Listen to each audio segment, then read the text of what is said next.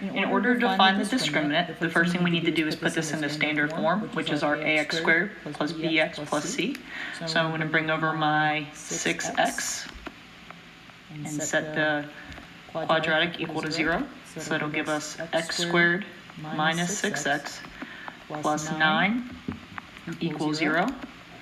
So my a value is 1, my b value is negative 6, and my c value is 9. Recall that the discriminant is b squared minus 4ac. So if I take my b squared, I get negative 6 squared minus 4 times a is 1 times c is 9. The quantity of negative 6 squared is 36. Negative 4 times 1 is negative 4 times 9 is negative 36. 36 minus 36 equals 0.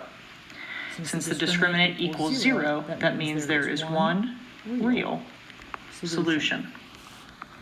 Remember, if it is less than 0, that means two imaginary or complex solutions.